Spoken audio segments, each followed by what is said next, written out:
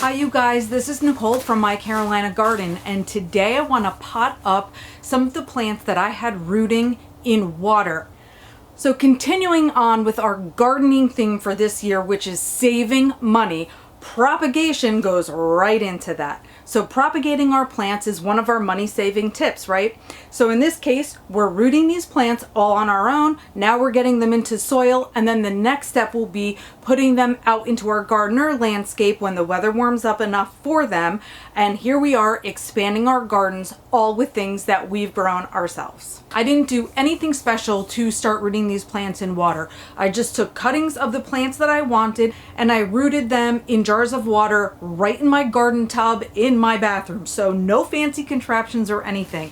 So they have now rooted very, very nicely. It's been about 2 months since they've been growing roots and they are ready to be potted up. So the trick here is, how do we get these things from their watery environment that they're used to, which is this perfect mix of the water and oxygen that they love, and then successfully get them into the soil without killing them.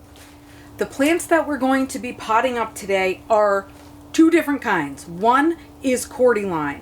It is the hot pink, and it has been rooting in water for about 8 weeks now. The second is snake plants. I have a few different varying heights here because it depended on what cuttings I took of the plants, but we have very, very beautiful root systems here that are also ready to go in the soil.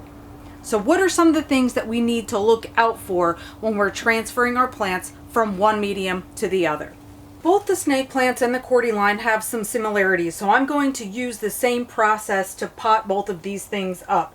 For example, they're both sort of tropical plants. Even though they come from different countries of origin, they don't really love temperatures dipping below 50 degrees. They both like to be out in the light, etc. I can keep both of these items as house plants or as outdoor plants, again, just not for the winter. They will overwinter inside.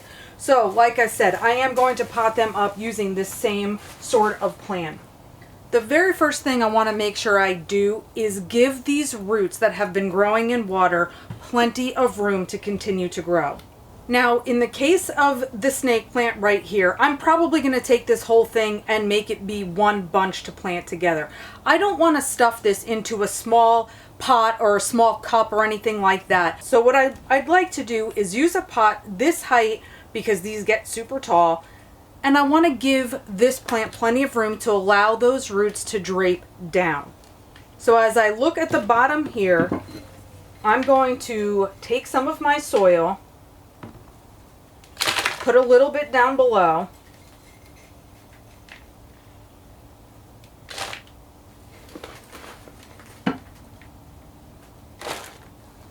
and then essentially I want to hold the snake plant about where I think it should be in the pot, and then I want to backfill the soil around the rest of the root system.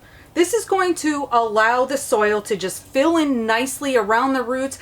Again, I'm not twisting the roots or pouncing them in any way. I want to give them the freedom to expand just like they had while they were in the water. So now I'm just backfilling this root system here. I do see this one little baby hanging off the side. This one's a little small. I think I'm going to keep him in water for a little while longer. I choose to use pots that are bigger instead of smaller, so I don't have to repeat this process again anytime soon. Once I'm getting these guys acclimated to this new medium that they're going to be living in, I don't want to confuse them again or shock them in any way by moving them to an even bigger pot when I think I'm ready.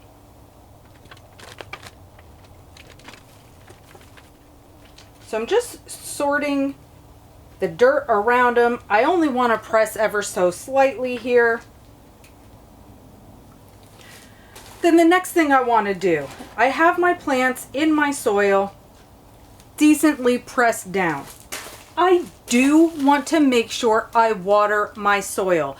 I want the soil to be as wet as possible. Whatever is unnecessary will leak out of the bottom.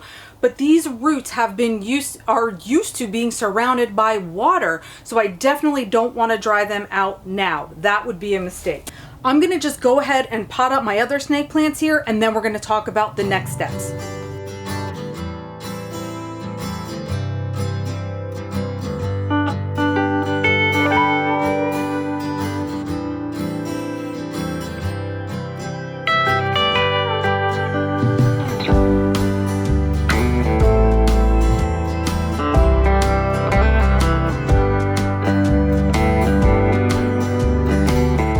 The next step after this is make sure we put our pots into an area with less light than what they had before, because the idea here is we want them to really focus on growing their root system and not just growing more leaves up at the top.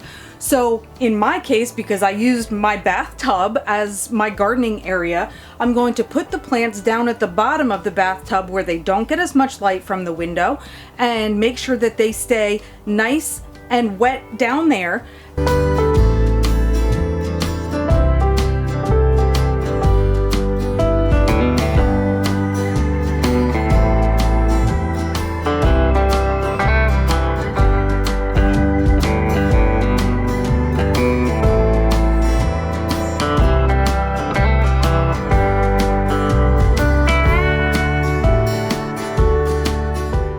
As I said before, I don't really use any fancy contraptions or anything to do the work that I'm doing. I like to try to make this all happen just as naturally and easily as possible.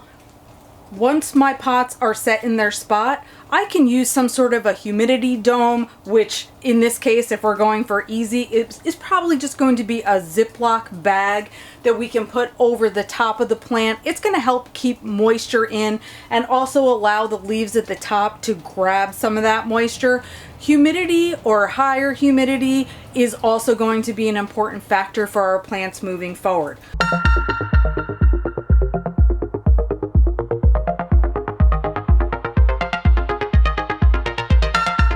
There was just a trapped bird in here, but he found his way out, so that's great.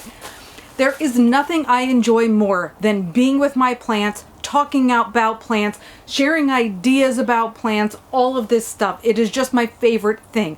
If you have any tips or any plants that you propagate very easily that we could all learn about and share the ideas about, please let me know in the comments below. But for now, thank you so much for watching. Happy planting and happy sticking to your gardening budget.